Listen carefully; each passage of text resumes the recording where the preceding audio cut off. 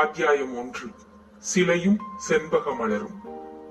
வராகமலையிலிருந்து வெகு வேகமாக விடு என்று இறங்கி வந்து வஞ்சி மாநகரை அனைத்தும் சூழ்ந்தும் அம்மாநகரின் வலிய கோட்டையை இடித்து விடுவது போல் தனது பேரலைகளால் தாக்கியும் காலை கதிரவன் கிரகணங்களால் பளபளத்து மின்னியும் தனது ஆற்றலையும் அழகையும் ஒருங்கே இணைத்து காட்டி ஒரு முரட்டு ஆரணங்கை போல் காட்சியளித்த ஆமிராவதியின் அற்புத எழிலையும் செயலையும் கண்ட இதயகுமாரன் நேரம் போவது தெரியாமல் தனது கருமை நிறப்புறவியில் சிலையென உட்கார்ந்திருந்தான்.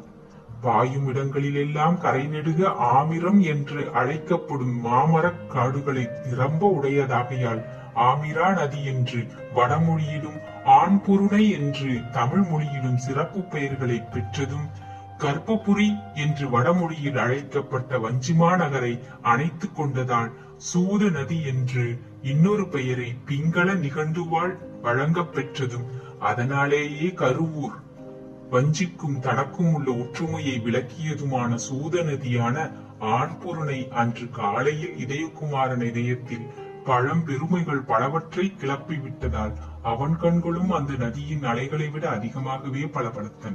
இத்தகைய நதிகள் பாய்ந்ததாலேயே தமிழகம் சீரும் சிறப்பும் வளமும் பெற்றிருக்க வேண்டும் என்ற காரணத்தினால் கவிகள் பலரும் தங்கள் பெரும் காவியங்களை ஆற்றுப்படலத்தை முதன்மையாக வைத்து துவங்கினார்கள் போலும் என்று சிறிது காவிய உணர்ச்சியிலும் இறங்கிய இதயகுமாரன் அந்த மகாநதியின் அப்புறம் இருந்த கோட்டையையும் கோட்டைக்கும் அடுத்து தெரிந்த மாளிகைக்கும் இடையே இருந்த அடர்ந்த காட்டையும் நோக்கினான் சில வினாடிகள்.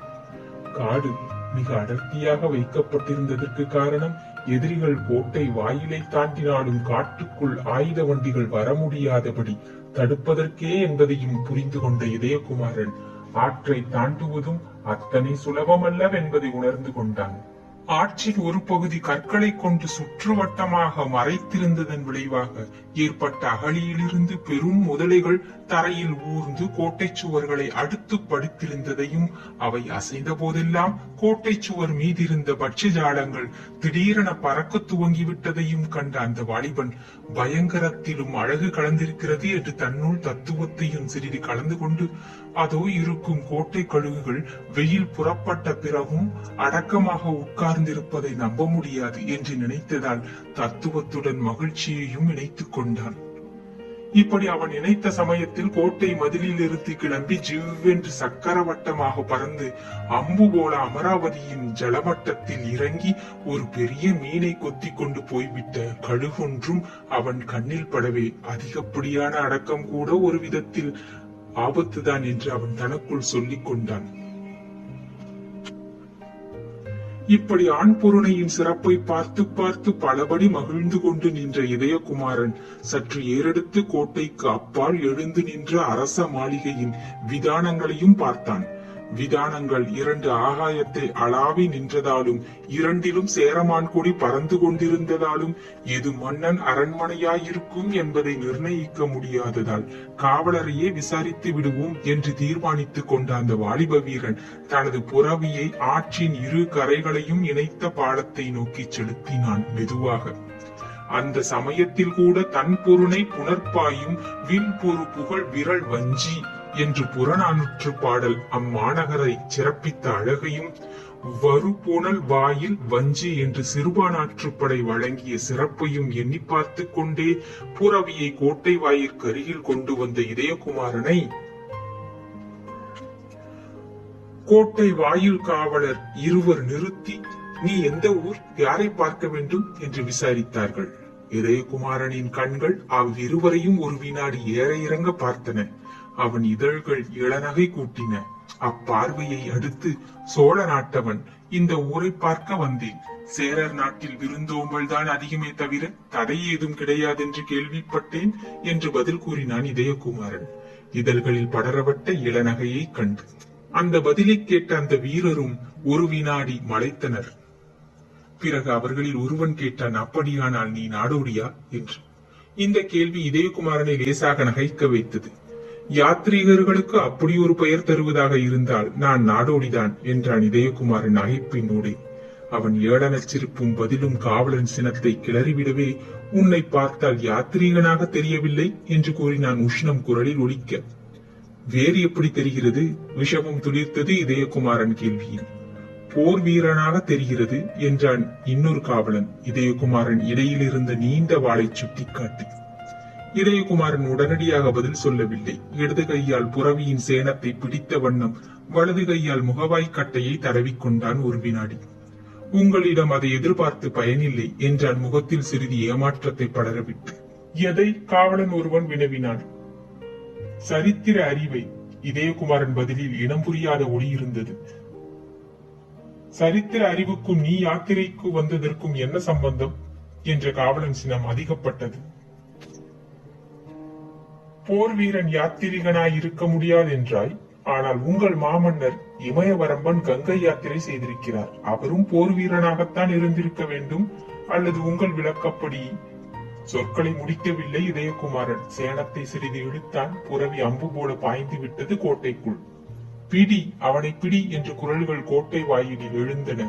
புறவிகள் பலவும் இதயகுமாரனை தொடர்ந்து பாய்ந்து சென்றன. ஆனால் இதயகுமாரன் அடுத்த கணத்தில் கோட்டைக்கும் ஊருக்கும் இடையே இருந்த பெரும் காட்டில் மறைந்து விட்டதாலும் அவன் எந்த புறமாக சென்றான் என்பது தெரியவில்லையாதலாலும் சேர மன்னன் வீரர்கள் காட்டின் பல பகுதிக்குள் நுழைந்து சல்லடை போட்டு அரிக்கத் தொடங்கினார்கள். புறவியை கண்ணிமைப்பதற்குள் பறக்கவிட்ட இதயகுமாரன் காட்டின் கிழக்கு பகுதியில் புகுந்து மேற்கு புறமாக திரும்பி கோட்டை சுவரின் வேறொரு பகுதிக்கு வந்தான். எதிரே கோட்டை மதில் மீது காவல் புரிந்த வீரரையும் வீர்கூடங்களையும் கொண்ட ஸ்தூபிகளையும் பார்த்து மகிழ்ச்சி கொண்டு மீண்டும் ஊரின் வடபுறத்துக்கு வந்து சற்று எதிரே தெரிந்த பெரும் கோயிலை கண்டான். கோயில் விதானத்தை கண்டதும் வெளியே தெரிந்த இரு விதானங்களில் அதுவும் ஒன்றென்பதை புரிந்து கொண்டதோடு அதன் பொன்மயமான விளிம்புகளை கண்டு பெருவியப்பும் கொண்டான். சிவபக்தனான சேரமன்னன் இந்த பெருமாள் கோயிலுக்கு எதற்காக பொன் வேய்ந்தான் என்று தன்னைத்தானே கேட்டுக்கொண்டு தமிழ் மன்னர்களிடத்தில் குறுகிய நோக்கு கொண்டவர்கள் சிலரை தவிர பெரும்பாலும் சமய சமரசம் உடையவர்களே என்று சமாதானமும் சொல்லிக் கொண்டு அதனால் பெருமையும் அடைந்தான். இப்படி பெருமை உள்ளத்தில் துள்ள புறவியிலிருந்து கீழே குதித்து அதன் முதுகில் சேனத்தை எரிந்துவிட்டு கோயிலை நோக்கி நடந்தான். புறவியும் அவனை தொடர்ந்தது. கோயில் முன்வாயிலில் நுழைந்து பிரகாரத்தில் பிரதட்சணமாக சென்ற இதயகுமாரன் ஒருமுறை பின்னால் திரும்பி புறவியை நோக்கி, விஜயா, நீயும் பெருமாளை சேவிக்க வேண்டுமா என்று வினவினான். ஆமாம் என்பதற்கு அறிகுறியாக விஜயன் தலையசைக்கவே, நான் இவ்வூர் வந்தது பெருமாளை சேவிக்க அல்லவே என்றான். இல்லை என்பதற்கு அறிகுறியாக தலையை அசைத்தது அந்த கருமை நிற புறவி. இப்படி அந்த வாலிபன் புறவியுடன் பேசிக்கொண்டு நின்றதைக் கண்டு வியப்படைந்த மக்கள் பலர் அங்கேயே நின்று வேடிக்கை பார்த்ததால் இதயகுமாரன் மேலே நடக்க ஆரம்பித்தான். புறவி பின்தொடர ஒரு முறை கோயிலை பிரதட்சணம் செய்தவன் உள்ளே சென்று அங்கிருந்த அரங்கநாத பெருமானை சேவித்தான். அன்று பெருமானுக்கு அலங்காரம் பலமாயிருந்ததால் கண்களை அரங்கன் கம்பீர முகத்திலும் அருள் பெரும் திருவடிகளிலும் மாறி மாறி நிலைக்க வைத்தான். அந்த சமயத்தில் கற்பூர தட்டேந்தி வந்த அர்ச்சகர் அர்ச்சனை புஷ்ப பிரசாதத்தை பலருக்கும் கொடுத்து வந்த சமயத்தில் ஒரு தனி செண்பக பூ இதயகுமாரன் கையில் விழவே பிரமை பிடித்து நின்றார்.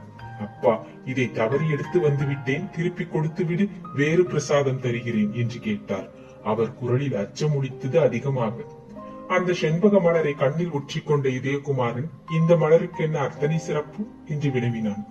இது அரண்மனை தோட்டத்திலிருந்து வருகிறது, அரசகுமாரிக்காக ஏற்பட்டது, தயவு செய்து கொடுத்து விடு என்று மன்றாடினார் பட்டர்.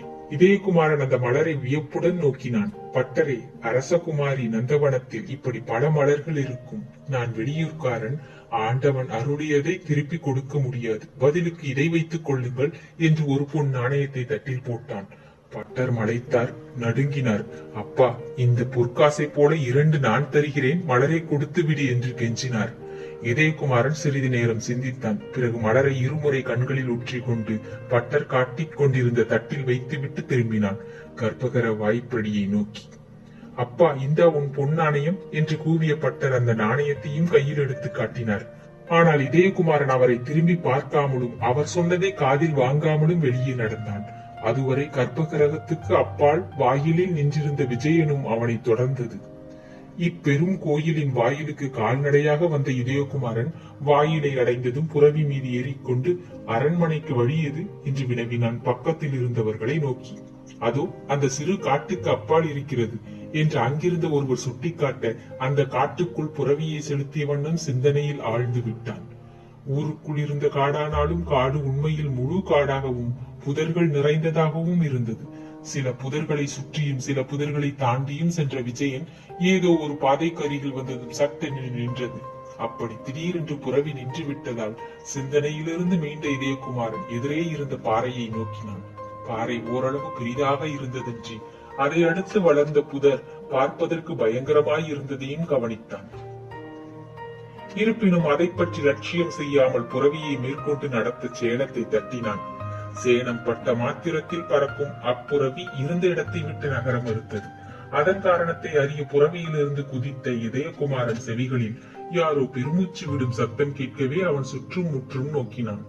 சத்தம் புதரில் இருந்து வருவதை உணர்ந்து அதற்கருகில் சென்று நோக்கினான். புதருக்குள் பெரும் நாகசர்ப்பம் ஒன்று பயங்கரமாக மூச்சு விட்டுக் கொண்டிருப்பதை கண்ட இதயகுமாரன் தனது இடைக்கச்சையில் இருந்து குறுவாளை எடுத்துக் கொண்டான். மனிதன் காலடி அரவம் கேட்ட காரணத்தாலோ என்னவோ நாகசர்ப்பம் பெரிதாக படமெடுத்து அவனை நோக்கி சீறி வந்தது. அது படமெடுத்து ஊர்ந்ததுமே குருவாளை அதன் படத்தில் வீசிவிட்ட இதயகுமாரன் படத்தை உருவிய குருவாளின் பிடியை பாம்புடன் எடுத்து இருமுறை சுற்றி பாம்பை தூர எறிந்தான். அத்துடன் ஆபத்து நீங்கிவிட்டதென்ற நினைப்பில் திரும்ப முயன்றவன் புதருக்குள் இருந்த புற்றில் ஏதோ ஒரு தலை தெரிவதைக் கண்டு மீண்டும் புதருக்கருகில் சென்று தன் குருவாளால் புற்று மண்ணை கிளறி அகற்றினான். மண் அகல அகல ஒரு அழகிய சிலையின் மேற்பகுதி கண்ணுக்கு தெரியவே அதை பிடித்து ஆட்டி மேலே எடுத்தான். எடுத்தவன் பிரமை பிடித்து பல வினாடிகள் நின்று விட்டான். அழகிய ஒரு பெண்ணின் சிலை நாட்டிய பாணியில் நல்ல பழுப்பேறிய யானை தந்தத்தால் செய்யப்பட்டிருந்தது. அந்த சிலையின் வளைவுகளும் வேலைப்பாடுகளும் இதயகுமாரன் உள்ளத்தை கொள்ளை கொண்டன. அந்த சிலை பெண் அவனுடன் தன் மூடிய கண்களாலேயே உறவாடினாள். அவள் இதழ்கள் கூட திறந்து ஏதோ பேசுவதை போன்ற பிரேமையை விளைவித்தன சோழ நாட்டு வாலிபனுக்கு. நேரம் போவது தெரியாமல் நின்றுவிட்ட அவனை அதை இருந்த இடத்தில் வைத்துவிடு என்ற ஆணைக்குரல் சட்டென்று திரும்ப வைத்தது. புதரிலிருந்து 10 அடி தூரத்தில் பைந்தொடி உறுத்தி நின்றிருந்தாள். அவள் கண்களில் சீற்றம் மிதமின்றி தெரிந்தது. கண்களும் அவனை கவரத்தான் செய்தன. ஆனால் கண்களை விட அவள் தலைக்குழல் அவன் கவனத்தை பளீரென ஈர்த்தது.